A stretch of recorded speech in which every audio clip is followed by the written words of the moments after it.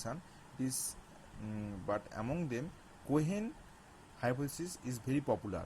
This is when, in case of child, there is some hairpin like loop just below the physis.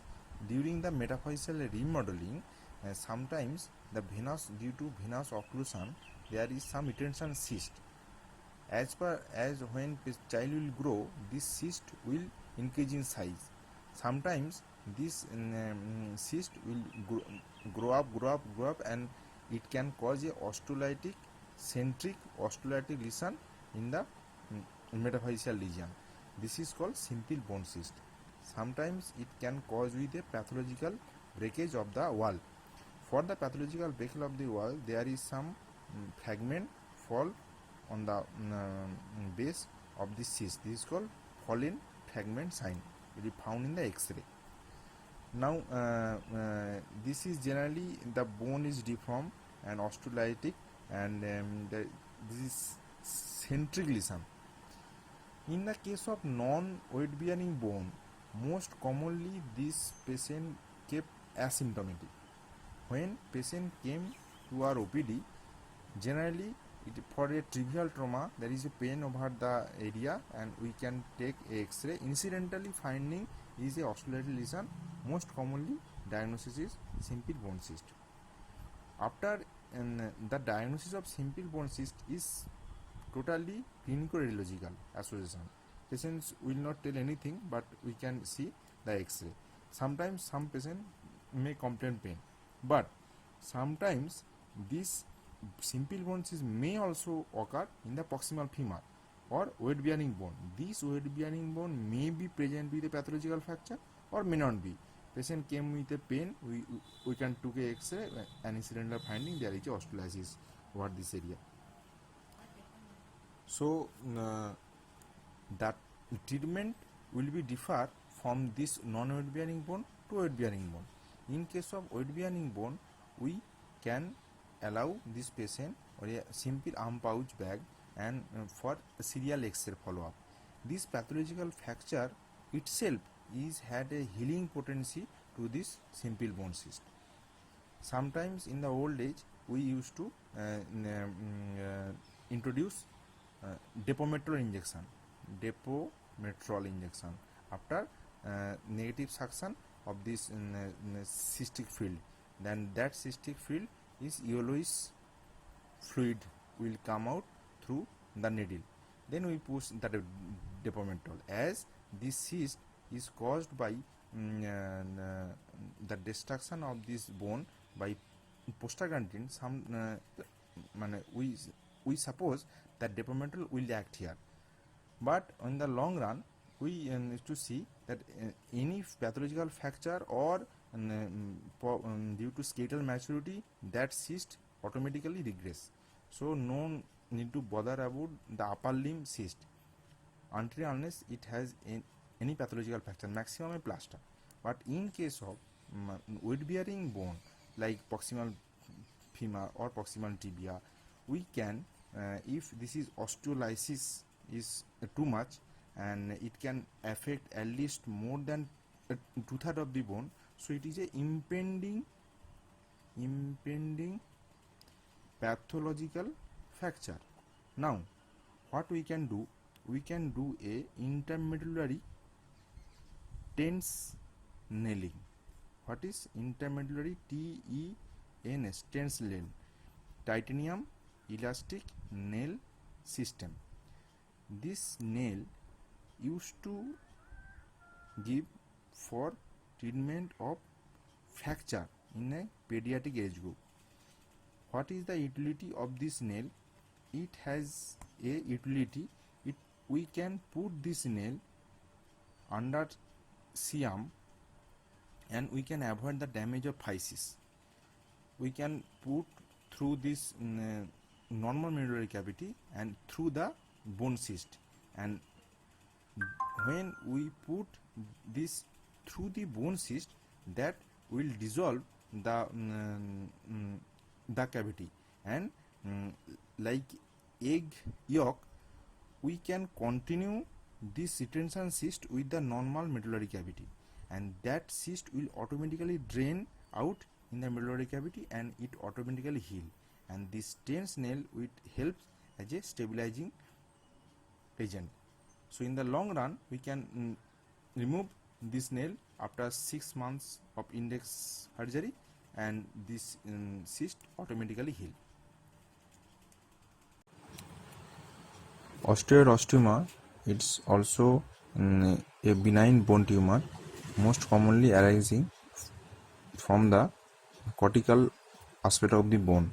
Most commonly affected bone is tibia, and there is a nidus in this tumor which is very active to form new osteoid formation, and for this new osteoid formation there is a laminar hyperestosis around this nidus, and as a result there is a cortical thickening, and most commonly the nidus secreted prostaglandin, and this prostaglandin is increases at the night. So night pain of this bone tumor is very characteristic, and radiologically hyperestosis.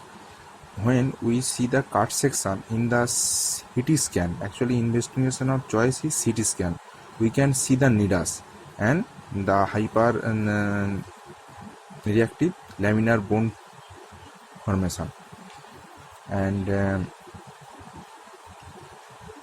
the nidus in the CT scan is the pathognomonic hallmark or radiologically hallmark for diagnosis a case of osteoid osteoma.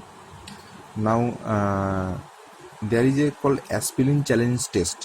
When clinically or radiologically we are suspecting a case of osteoid osteoma, we can put a test dose of aspirin, and it will cause the decrease the pain of this tumor. So this tumor is also called aspirin tumor. Now after clinico-radiologically polylation, we can treat the patient. In old age, when we used to treat this patient by excision of this area, but nowadays we used to treat it percutaneous CT guided radio frequency elevation. What we have done, we used to put this limb under a CT scan machine. Now under CT scan we have to locate this nidus.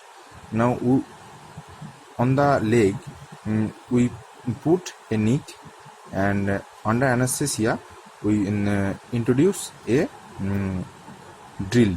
We have to drill this cortex and introduce a catheter. Through this catheter we introduce some radio frequency probe. This radio frequency probe will enter into this nidus, and we increase the temperature over this area up to 90 degree. For 15 to 20 minutes we have to put the radio frequency probe here. As a result of thermal effect, the nidus will die. As a result, the pain will subsided automatically from the next day. It's magical result. But sometimes this radio frequency elevation and CT guided facility not possible or not available in our hospital setup. In this case, we used to do under CM, we have to locate this nidus, then we have to open this area, and we can do multiple drill, or we can use high speed bar. High speed bar means there is a small ball, irregular ball, and which is connected with a machine that will rotate high speed, and it can cause a drill over this hole, and through this hole we can enter in this nidus, and we can curate or which a drill this area surrounded, and we can come out and stitch. This is called bar down technique. bar down technique. So this is the treatment of osteoid osteoma. Aneurysmal bone cyst is also important topic for any bone tumor and MCQ also. Aneurysmal bone cyst most commonly found in the child, but it can found in any age group. Now, in aneurysmal bone cyst, we can do a radiological diagnosis by X-ray, but MRI is mandatory for going for clinical and radiological association of this bone tumor.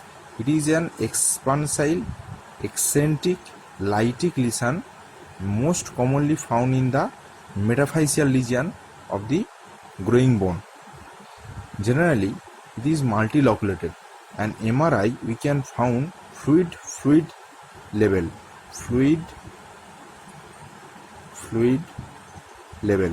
This is pathognomonic radiological finding of ABC, aneurysmal bone cyst, in MRI. Most commonly it is primary. Sometimes it can happen in the secondary aneurysmal bone cyst, like long-standing chondromyxoid hypoid, cystic chondroblastoma, or giant cell tumor. We can get secondary ABC changes, secondary aneurysmal bone cyst changes. Generally, aneurysmal bone cyst is multiloculated, and it is a hematic cyst. And most commonly, after this case is present with a bony swelling in the pediatric age group. Now, how to go for diagnosis? We have to clinically and radiologically assessment. There will be no periosteal reaction, but most commonly it will be eccentric and osteolysis is present. Osteolytic, all osteolytic lesion must go for clinical evaluation as well as radiological follow-up.